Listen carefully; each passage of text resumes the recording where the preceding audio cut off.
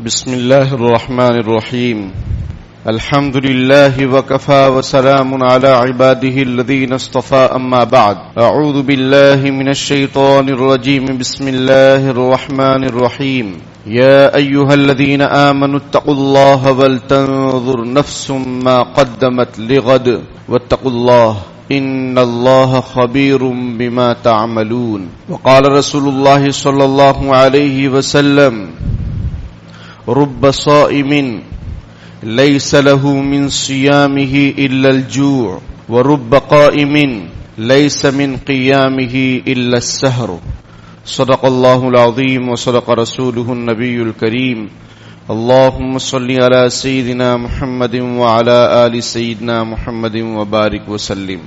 محترم بھائیوں بزرگوں، آج 27 رمضان المبارک ہے. 3-4 دن رہ گئے ہیں رمضان کے مکمل ہونے میں. رمضان المبارک عظیم الشان بابرکت مہینہ، ہر وقت اللہ تعالیٰ کی رحمتیں، برکتیں اور اللہ تعالیٰ کی طرف سے عنایتیں اور مغفرتیں بارش کی طرح چھم چھم برستی ہی رہتی ہیں. بڑے خوش نصیب ہیں وہ حضرات جنہوں نے اچھے انداز میں روزے رکھے، خشوع خضوع دل کی حضوری کے ساتھ تراویح ادا کر رہے ہیں، قرآن کو سنا اور توبہ استغفار کر کے اپنے گناہوں کی معافی کروا لیے. یہ حضرات خوش نصیب ہیں. اور بہت سارے وہ بھی حضرات ہیں جن کے بارے میں نبی اکرم صلی اللہ علیہ وسلم نے ارشاد فرمایا رب صائم لیس لہ من صیامہ الا الجوع. بہت سارے روزے دار ایسے ہیں کہ ان کے روزے میں سوائے بھوک کے کچھ بھی نہیں ملتا. بہت سارے رات میں قیام کرنے والے ایسے ہیں کہ ان کو رات میں جب وہ قیام کرتے ہیں تو سوائے شب بیداری کے، رات میں جاگنے کے کچھ بھی ان کو فائدہ نہیں ہوتا ہے. ایسے حضرات بھی ہیں اور ہمیں یہ سوچنا چاہیے کہ ہمارا شمار کس میں ہے. نبی اکرم صلی اللہ علیہ وسلم نے ارشاد فرمایا الصیام جنۃ ما لم یخرقها. روزہ ڈھال ہے جب تک کہ اس کو پھاڑ نہ دیا جائے. صحابہ اکرام نے پوچھا پھاڑنے کا مطلب اور ڈھال کا مطلب تو سمجھ ہی رہے ہیں کہ ڈھال کے ذریعے سے دشمن کے وار سے آدمی اپنی حفاظت کرتا ہے، نفس و شیاطین اور طرح طرح کے برے ماحول سے اپنے آپ کو آدمی بچاتا ہے. تو روزہ بھی انسان کو شیطان کے اور نفس کے، اسی طریقے سے اللہ کے عذاب سے بچاتا ہے. لیکن جب تک اس کو پھاڑ نہ دیا جائے، پھاڑ دینے کا مطلب جھوٹ اور غیبت سے روزے کو خراب نہ کر دیا جائے. اگر جھوٹ اور غیبت بھی جاری ہے تو وہی حدیث کہ روزہ تو ہے، روزہ تو رکھے لیکن بھوک کے سوا کوئی فائدہ نہیں ہوا. کہاں گئے تھے پتہ نہیں، کیا لائے کچھ نہیں. جس طریقے سے دکاندار اپنی دکان کو بند کرنے سے پہلے پورے دن کا جائزہ لیتا ہے، حساب لگاتا ہے کتنا مال بکا ہے اور کس مال کی ضرورت ہے اور کون سا مال کل بلانا ہے، لانا ہے، منگانا ہے. تو اس طریقے سے یہ مہینہ کمپلیٹ ہونے والا ہے. رمضان المبارک بس 3 یا 4 روز باقی ہیں، اس کے بعد عید کا موقع آ جائے گا، پورا مہینہ گزر جائے گا. اور عظیم الشان مہینہ، بابرکت مہینہ، مغفرت کروانے والا مہینہ ہے یہ. آپ کو معلوم ہے کہ نبی اکرم صلی اللہ علیہ وسلم کی وہ حدیث جس میں حضرت جبرائیل علیہ السلام بد دعا دے رہے ہیں کہ ہلاک ہو جائے وہ شخص جسے رمضان المبارک کا مہینہ ملے اور وہ اپنی مغفرت نہ کروائے. اور پھر بعض روایتوں میں کہ حضرت جبرائیل علیہ السلام نے رسول اللہ صلی اللہ علیہ وسلم سے فرمایا کہ آپ آمین کہیے، آپ آمین بولیے. تو حضور نے فرمایا آمین. صحابہ نے جب پوچھا تو حضور نے پوری ڈیٹیل بتائی کہ یہ معاملہ ہے. اسی طریقے سے یہ جو عشرہ چل رہا ہے، آخری عشرہ، اس میں شب قدر کی تلاش کا حکم دیا ہے رسول اللہ صلی اللہ علیہ وسلم نے کہ اس کی طاق راتوں میں شب قدر کو تلاش کرو. اور ہمارے معاشرے میں اور ہمارے بچوں کے ذہن میں یہ بات بٹھائی گئی ہے ہمارے اور آپ کے واسطے سے کہ شب قدر 27ویں ہے، بس اسی میں جاگنا ہے، اسی میں عبادت کرنا ہے، اس کے علاوہ کچھ بھی نہیں. عجیب بات. رسول اللہ صلی اللہ علیہ وسلم امت کو تعلیم دے رہے ہیں کہ طاق راتوں میں تلاش کرو اور شب قدر کے سلسلے میں 50 تقریباً اقوال ہیں، 50 کہ شب قدر کب ہے. کوئی گارنٹی سے نہیں کہہ سکتا کہ یہی ہے. اور ہم لوگوں نے ایک رات کو لازم کر لیا ہے، اسی میں قرآن پاک کو ختم کرنے کو بھی لازم کر لیا ہے، اور اسی میں عبادت کو لازم کر لیا ہے، اس کے علاوہ کچھ بھی نہیں. حالانکہ ایسا نہیں ہے، قرآن پاک آپ کبھی بھی ختم کر سکتے ہیں، حساب سے اچھے انداز سے پڑھیں، 15 دن میں، 20 دن میں، 21 دن میں، 25 دن میں. سمجھ رہے ہیں؟ کوئی لازم نہیں ہے. تو میرے بھائیوں، ابھی بھی طاق راتیں بچی ہوئی ہیں، 29ویں شب ہے، اور ہر شب قدر ہے قدرداں کے لیے.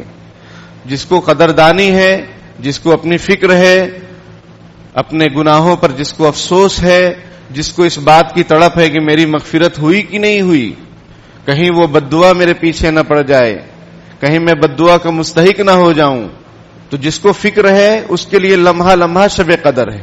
اور جس کو فکر ہی نہیں ہے تو اس کے لیے اگر بتا بھی دیا جائے کہ بھائی آج شب قدر ہے تو بھی نہیں آئیں گے. اس لیے میرے بھائیوں، اللہ کے شکر کے جذبات کے ساتھ توبہ استغفار کی ضرورت ہے. شکر کے جذبات کا مطلب اللہ کا شکر اس بات پر ادا کریں کہ اس نے ہمیں زندگی دی، رمضان المبارک تک ہمیں پہنچایا، اور روزہ تراویح کی توفیق عطا فرمائی. اس پر شکر کریں. جو کمی کوتاہی ہے اللہ سے معافی مانگیں، اللہ معاف کرنے والا ہے.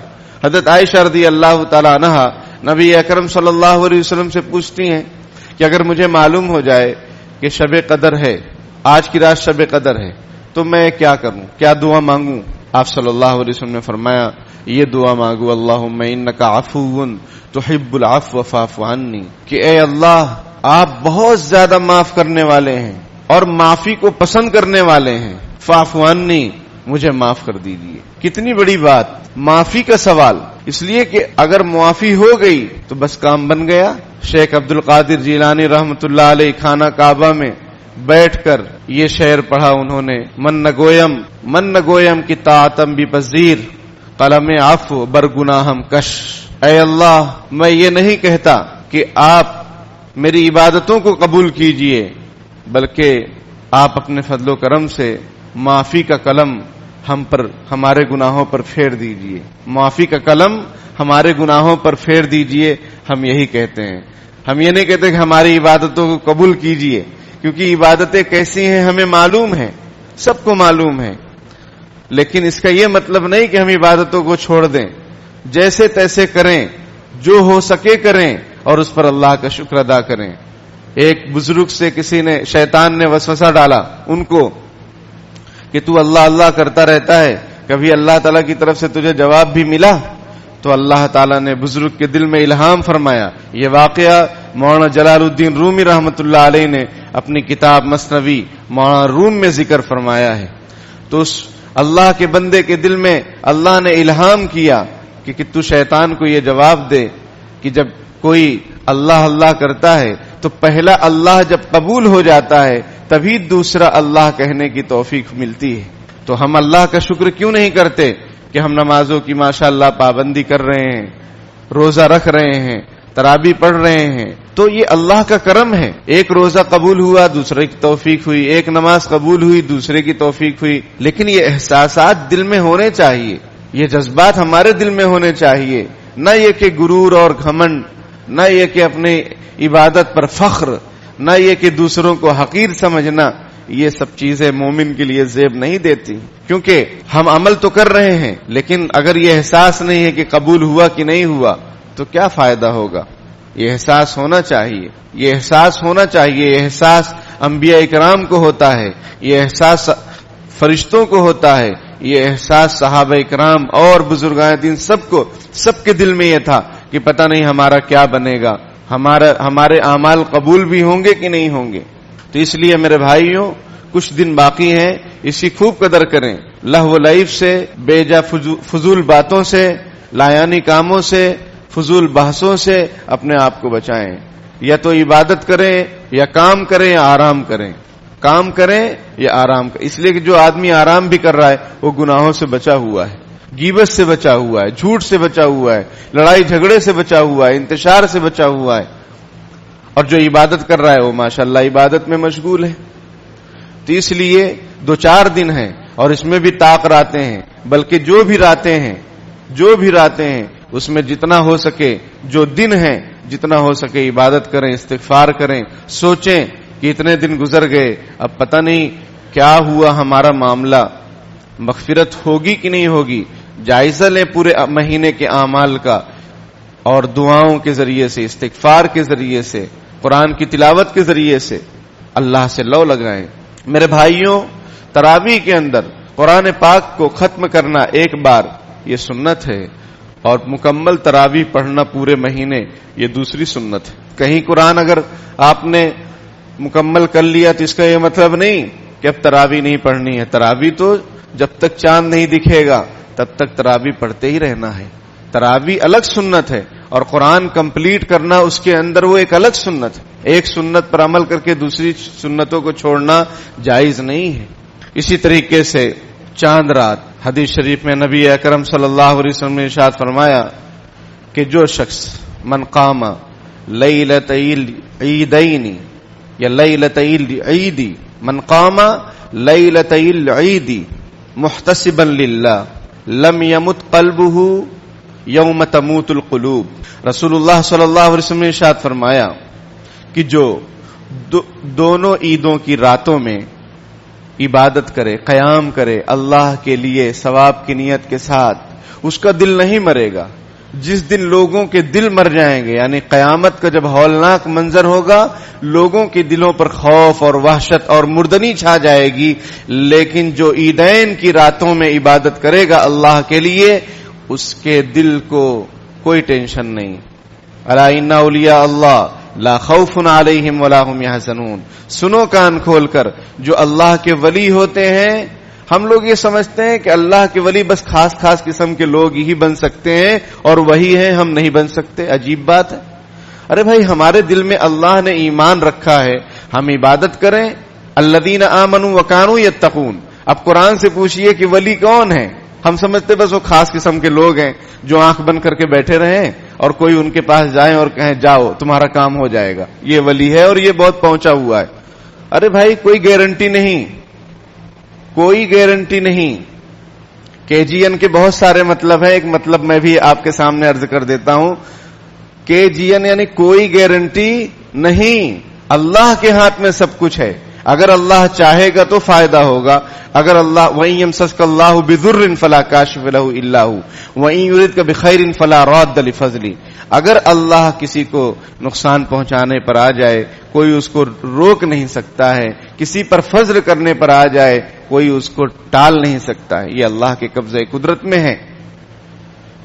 ولی کون ہے؟ قرآن کہہ رہا ہے الذین آمنوا وکانوا یتقون، جو ایمان لائے اور تقوی اختیار کیے۔ تو ایمان تو اللہ کے فضل و کرم سے ہم سب کے پاس ہے، بس تقوی اختیار کر لیجئے، آپ بھی اللہ کے ولی بن جائیں گے، آپ بھی اولیاء اللہ بن جائیں گے۔ سمجھ رہے ہیں؟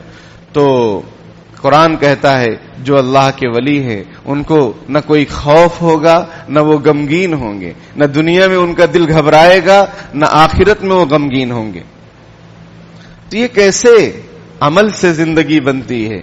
عمل سے زندگی بنتی ہے، جنت بھی جہنم بھی۔ تو چاند رات شب عید، اس کو لیلۃ الجائزہ کہا جاتا ہے، یعنی انعام کی رات۔ اس رات میں اللہ تعالی فرشتوں کے سامنے یہ پوچھتے ہیں کہ بتاؤ جس نے کام مکمل کر لیا اس کی مزدوری دینا چاہیے کہ نہیں دینا چاہیے؟ فرشتے کہتے ہیں بالکل اس کی مزدوری دینی چاہیے۔ اللہ تعالیٰ فرماتے ہیں کہ ہم نے ان لوگوں، تم گواہ رہو، ہم نے اپنے بندے جو ہمارے لیے روزہ رکھے، تراویح پڑھے، عبادت کیے، ہم نے ان کی مغفرت فرما دی۔ اور چاند رات کے بارے میں عبادت کرنے کی کیا فضیلت ہے وہ ابھی آپ کے سامنے آئی۔ پھر یہ انعام کی رات ہے۔ پھر حضرت عبداللہ ابن عمر رضی اللہ تعالی عنہ سے موقوفاً روایت ہے کہ 5 راتوں میں عبادت دعائیں قبول ہوتی ہیں، 5 راتوں میں دعائیں قبول ہوتی۔ نمبر 1 رجب کی پہلی تاریخ، شب جمعہ، اور 15ویں شعبان یعنی شب برات، اور دونوں عید کی راتیں، اس میں دعائیں قبول ہوتی ہیں۔ اب اگر آپ سے کوئی کہہ دے کہ فلاں جگہ چلے جاؤ آپ کا کام ہو جائے گا، تو آدمی جاتا ہے کام ہونے کے لیے۔ کوئی کہہ دے یہ وظیفہ پڑھو آپ کو یہ فائدہ ہوگا، آدمی پڑھتا ہے تو یہ اللہ تعالیٰ نے اور رسول اللہ صلی اللہ علیہ وسلم نے، صحابہ کرام نے ہماری اور آپ کی قدم قدم پر رہنمائی فرمائی ہے، قبولیت کا وقت بتلایا ہے، تو ہم کیوں نہیں اس میں دعاؤں کا اہتمام کرتے ہیں؟ اور ہمارے معاشرے کی جو صورتحال ہے چاند رات کو، ایک صاحب نے کل مجھ سے کہا کہ عشاء بعد ہمارے یہاں سوال جواب کی مجلس ہوتی ہے، کہنے لگے عید کا طریقہ جو ہے کل بتا دو، نماز کے مسائل، چاند رات میں بہت دکان میں بزی رہیں گے۔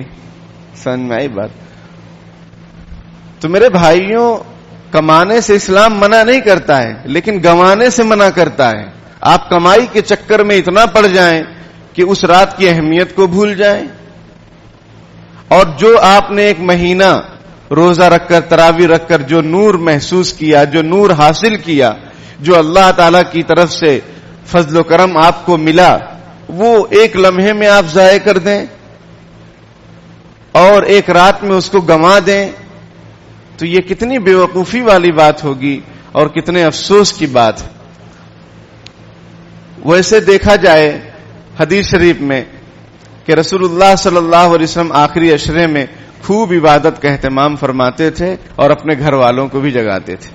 ہم لوگ خوب شاپنگ کا اہتمام کرتے ہیں اور اپنے گھر والوں کو بھی لے جاتے ہیں، کامٹی نہیں تو ناگپور، یعنی یہاں نہیں ہو رہا ہے وہاں جائیں گے، وہاں نہیں تو کہیں اور تو ہماری ترجیحات کتنی بدل گئیں، ہماری سوچ کتنی بدل گئی، ہمارا مزاج کتنا بدل گیا۔ ہم یہ سمجھ رہے ہیں کہ ہم دنیا ہی کے لیے پیدا ہوئے ہیں، بس دنیاوی زندگی کے لیے ہی، اس کی زیب و زینت کے لیے ہی۔ نہیں میرے بھائیوں، وما هذه الحیات الدنیا الا لہو ولعب وان الدار الاخرۃ لہی الحیوان۔ دنیاوی زندگی چند روزہ ہے، کھیل تماشا ہے، آخرت کی زندگی ہمیشہ ہمیشہ کی ہے۔ اور یہ رمضان المبارک جو ہمیں ملا ہے، اللہ پاک نے اپنے فضل و کرم سے نوازا ہے، ہم اپنی مغفرت کروائیں، اپنے گناہوں سے اپنے گناہوں کی معافی کروائیں، اللہ کی رضامندی کو حاصل کریں اور اپنے گھر والوں کو بھی اس میں لگائیں۔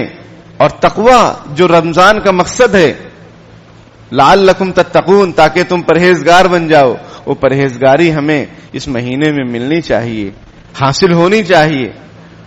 ورنہ 11 مہینے اتنی شاپنگ نہیں ہو رہی ہے جتنا اس مہینے میں ہو رہی ہے۔ دکاندار حضرات 11 مہینے اتنی محنت نہیں کر رہے ہیں جتنا اس مہینے میں کر رہے ہیں۔ اور عبادت اللہ کی رضامندی کی فکر، مغفرت کی فکر کون کرے گا؟ دعاؤں کا اہتمام، امت پر حالات کیسے ہیں کیا ہمیں معلوم نہیں؟ مسجد اقصی پر حالات کیسے ہیں کیا ہمیں پتہ نہیں؟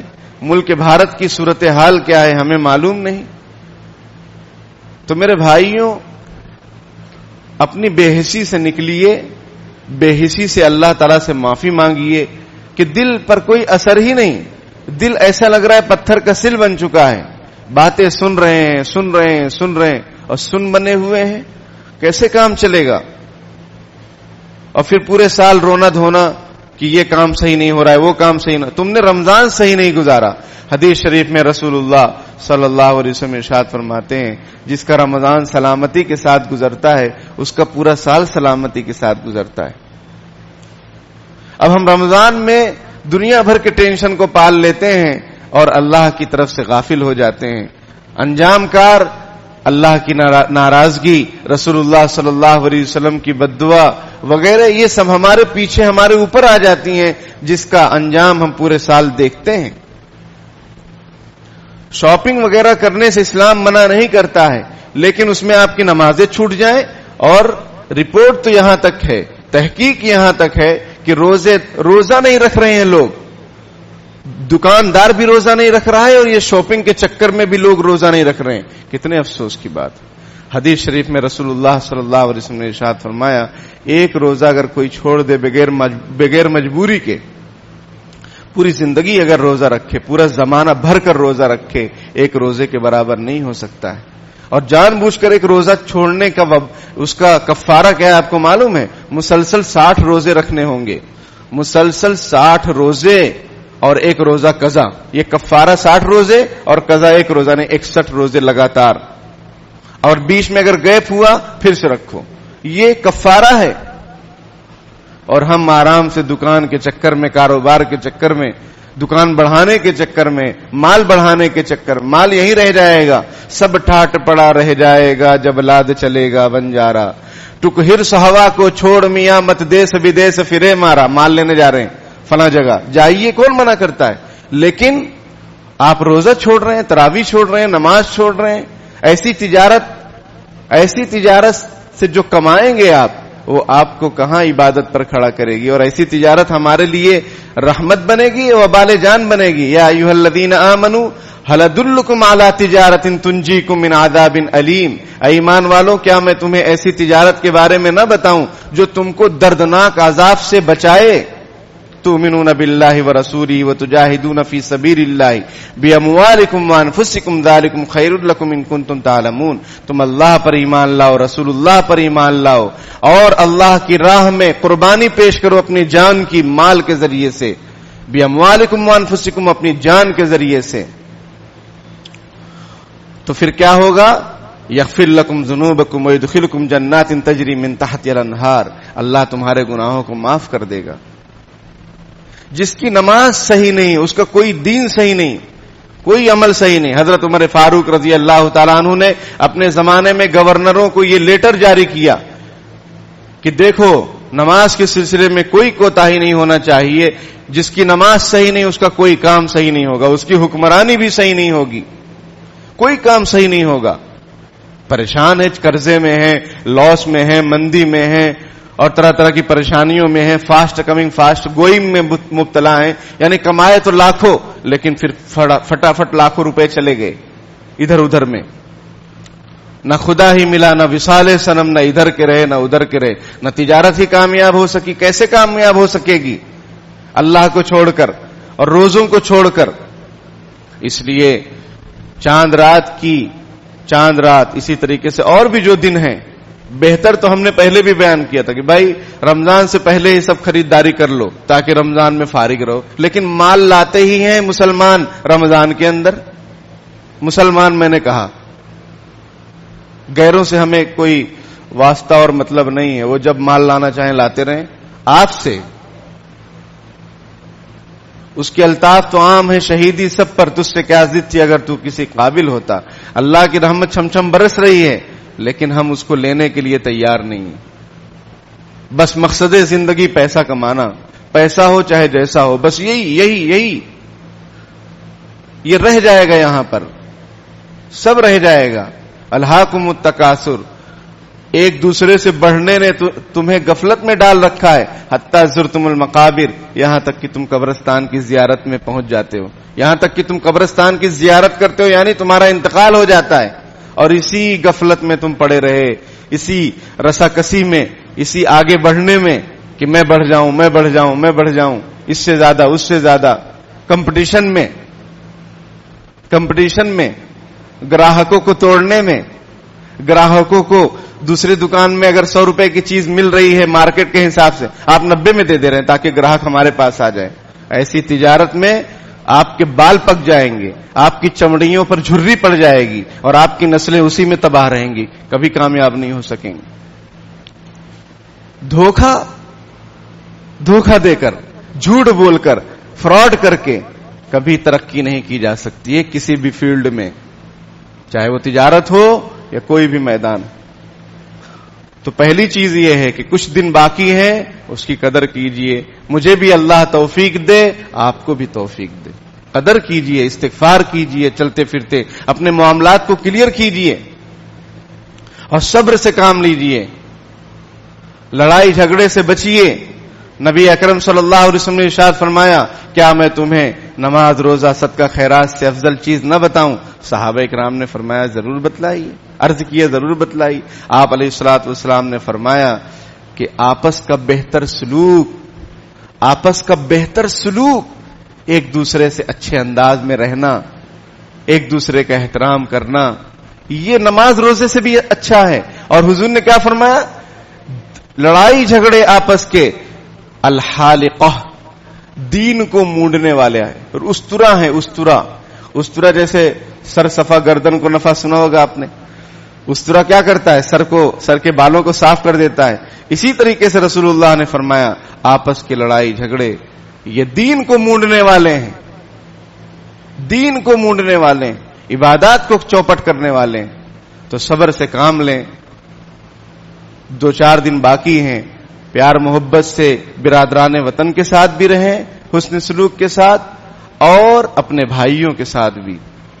انما المؤمنون اخوہ، مسلمان آپس میں بھائی بھائی. لڑائی جھگڑے سے اپنے آپ کو بچائیے. لڑائی جھگڑے کی وجہ سے شب قدر کی تعین اٹھا لی گئی. رسول اللہ صلی اللہ علیہ وسلم نے فرمایا میں آیا تاکہ تم کو بتاؤں کہ شب قدر کب ہے، لیکن 2 لوگ فلاں فلاں لڑ رہے تھے تو مجھے اس کی تعین بھلا دی گئی، اور ہو سکتا ہے اس میں تمہارے لیے خیر ہو. تو میرے بھائیوں، وقت کی قدر کیجئے.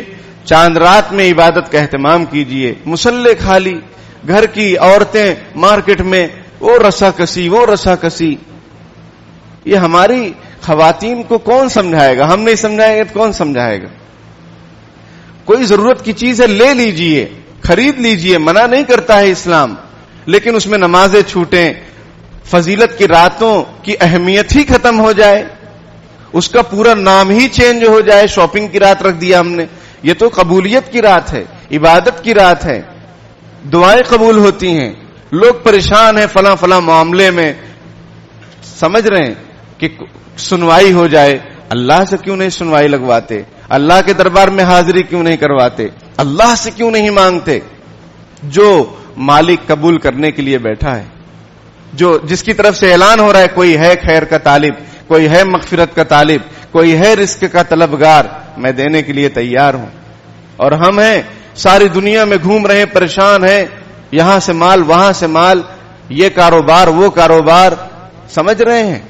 اس سے لینا اس سے دینا، کامیابی نہیں مل رہی ہے. اللہ کو چھوڑ کر کبھی کامیابی نہیں مل سکتی. تیسری اہم بات یہ ہے،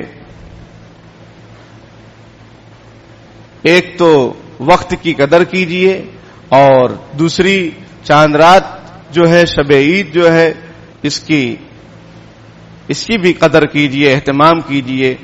میں نے کیا کہا، کوئی ضرورت کی چیز آپ کو خریدنا ہے، جائیے خرید کر آ جائیے. نماز نہ چھوٹے، تسبیحات نہ چھوٹیں، اور چلتے پھرتے ذکر کرتے رہیے. حدیث شریف میں ہے کہ جو بازار کے اندر 4تھا کلمہ اگر پڑھتا ہے لا الہ الا اللہ وحدہ لا شریک لہ لہ الملک ولہ الحمد یحیی ویمیت وہو حی لا یموت بیدہ الخیر وہو علی کل شیء قدیر، اس طرح کی دعا منقول ہے، کلمہ منقول ہے. 10 لاکھ گناہ معاف ہوتے ہیں، 10 لاکھ نیکیاں ملتی ہیں، اور 10 لاکھ اس کے درجات بلند ہوتے ہیں. اور ہم لوگ، اور حدیث شریف میں اللہ کے نزدیک سب سے پسندیدہ جگہ مسجد، اور سب سے ناپسندیدہ جگہ بازار. اب ہم لوگ اسی میں بازار میں ہر وقت اپنا وقت ضائع کرتے رہتے ہیں، مبارک لمحات کو وہاں ضائع کر دیتے ہیں. اس سے اپنے آپ کو بچائیں. اور تیسری اہم چیز کیا ہے؟ صدقہ فطر اگر ابھی تک نہیں نکالے ہو، نکال دیجئے. علامہ ابن القیم رحمۃ اللہ علیہ ارشاد فرماتے ہیں بڑی پیاری بات، کہ جس طریقے سے نماز کے اندر کمی کوتاہی ہو جاتی ہے تو سجدہ سہو کے ذریعے سے اس نماز کی کمی کوتاہی کو پورا کر لیا جاتا ہے. تو یہ صدقہ فطر، رمضان میں جو کمی کوتاہی ہو جاتی ہے، صدقہ فطر کے ذریعے سے وہ کمی کوتاہی کو پورا کر لینا چاہیے. اور رسول اللہ صلی اللہ علیہ وسلم نے ارشاد فرمایا کہ روزے دار کے لیے صدقہ فطر فرض ہے. سمجھ میں آئی بات؟ روزے دار کے لیے صدقہ فطر فرض ہے. اس لیے علماء نے مسئلہ بیان کیا کہ بھائی صدقہ فطر نکالنا واجب ہے. اور کیوں؟ تاکہ جو روزے میں کمی کوتاہی ہوئی ہے، لغو باتیں ہوئی ہیں، لغو کام ہوئے ہیں، اس کی تلافی ہو جائے. وَطُعْمَةً لِّلْمَسَاكِينَ، اور جو غریب غربا ہیں ان کے کھانے پینے کا انتظام ہو جائے. اور حضور پاک صلی اللہ علیہ وسلم نے اپنے زمانے میں اور صحابہ کرام نے کھجور کے ذریعے سے، کشمش کے ذریعے سے، جو کے ذریعے سے، پنیر کے ذریعے سے صدقہ فطر نکالا ہے، گیہوں کے ذریعے سے بھی نکالا ہے. لیکن کھجور جن کو اللہ نے وسعت دی ہے وہ 3.5 کلو تقریباً کھجور، 3.5 کلو کشمش، 3.5 کلو پنیر، 3.5 کلو جو کی قیمت مارکیٹ میں معلوم کریں، تقریباً مدارس نے اس کا چارٹ نکالا ہے، اس میں 960 روپے لکھا ہے کھجور وغیرہ کے بارے میں، اور گیہوں کے حساب سے 45 یا 50 روپے صدقہ فطر ایک آدمی کا بیٹھتا ہے۔ تو میرے بھائیوں ذرا آپ غور فرمائیں، 30 روزے کے لیے اس کی کمی کوتاہی کے لیے ہم 50 روپے دیں گے تو ادا ہو جائے گا صدقہ فطر، کیونکہ شریعت کا قانون بدلے گا نہیں، لیکن غریبوں کا جو بھلا ہونا چاہیے وہ ہوگا 50 روپے میں۔ مان لیجئے آپ کے گھر میں 5 افراد ہیں تو 50 روپے کے حساب سے آپ نے صدقہ فطر نکالا۔ جو نابالغ بچے ہیں ان کی طرف سے بھی صدقہ فطر نکالنا ابا پر واجب ہے، اور جو صاحب نصاب ہیں ان کی طرف سے تو ان کو نکالنا ہی ہے، اور کسی کا رمضان میں انتقال ہو جائے تو اس کی طرف سے صدقہ فطر نہیں نکالا جاتا ہے، یہ مسئلہ ذہن میں رکھیں، ٹھیک ہے۔ اور بچہ اگر پیدا ہوا 1 دن پہلے عید سے تو اس کی طرف سے بھی صدقہ فطر واجب ہے ابا کے اوپر۔ تو میرے بھائیوں 50 روپے کے حساب سے اگر آپ نے 5 افراد کا نکالا کتنا ہوا؟ 250 میں جوتا چپل بھی نہیں آتے اچھے والے، کیا عید ہوگی اس کی، کیا عید ہوگی؟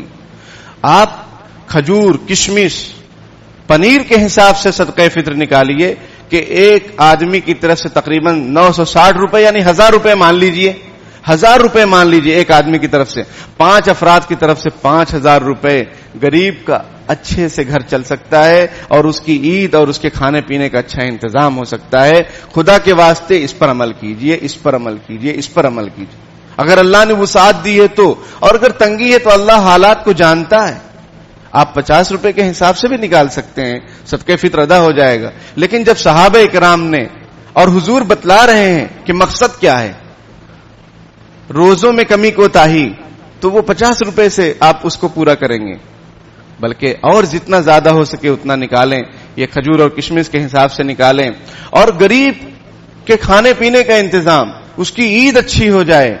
تو اس لیے خدا کے واسطے کھجور کے حساب سے، کشمش کے حساب سے تقریباً 1000 روپے صدقہ فطر جلدی سے نکال دیجئے۔ حضرت عبداللہ ابن عمر رضی اللہ تعالیٰ عنہ کے بارے میں ہے کہ عید سے 3-4 دن پہلے نکال دیتے تھے صدقہ فطر، اور شریعت کا قانون یہ ہے کہ رمضان میں کبھی بھی آپ صدقہ فطر نکال سکتے، کبھی بھی، اور عید کی نماز سے پہلے واجب ہے، اور عید کے بعد اگر نکالیں گے تو عام صدقے کا ثواب ملے گا، صدقہ فطر کی فضیلت حاصل نہیں ہوگی۔ اس لیے جلد از جلد غریب محتاجوں کو اپنی طرف سے پہنچا دیجئے، اللہ پاک عمل کرنے کی توفیق عطا فرمائے۔ وآخر دعوانا الحمدللہ رب العالمین۔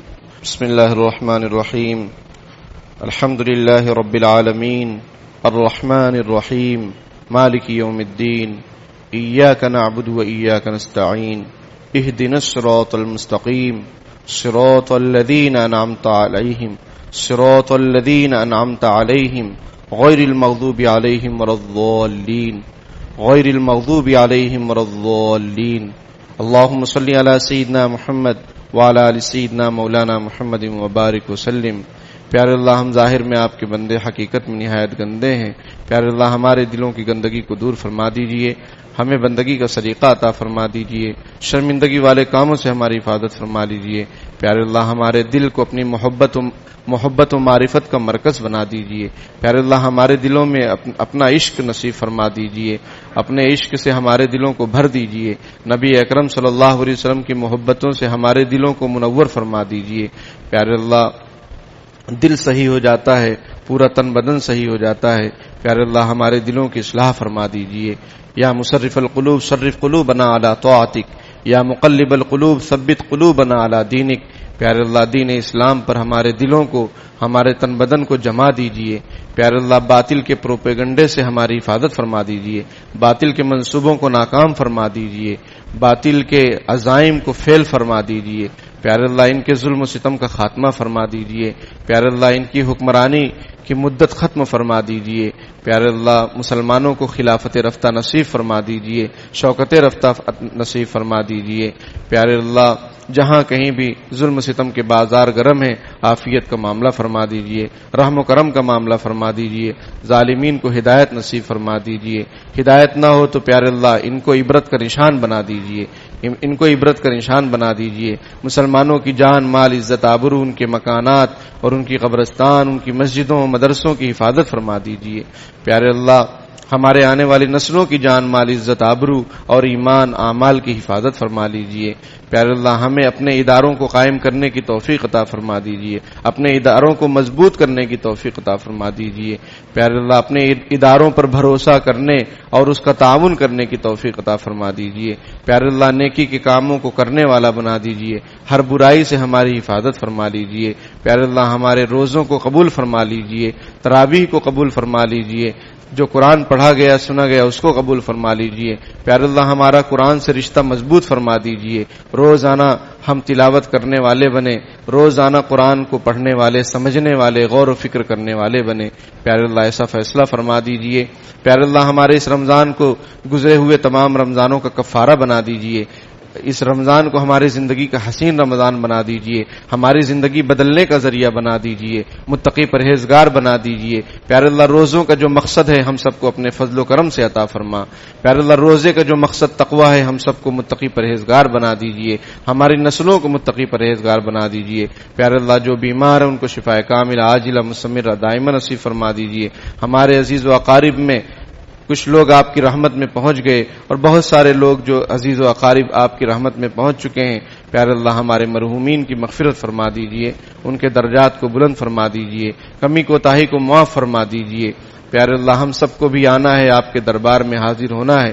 پیارے اللہ حاضر ہونے سے پہلے ایسے اچھے اچھے اعمال کرنے کی توفیق عطا فرما جس سے آپ کے دربار میں ہمیں خوشی نصیب ہو، سرخ روئی نصیب ہو۔ شرمندگی سے ہماری حفاظت فرما لیجئے، شرمندگی والے کاموں سے ہماری حفاظت فرما لیجئے۔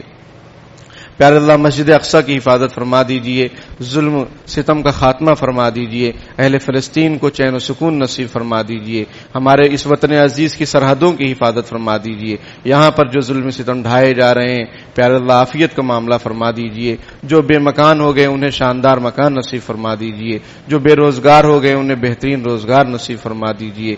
پیارے اللہ ہماری دعاؤں کو قبول فرما لیجئے۔ جزا اللہ عنا محمد صلی اللہ علیہ وسلم ما هو اہلہ برحمتک یا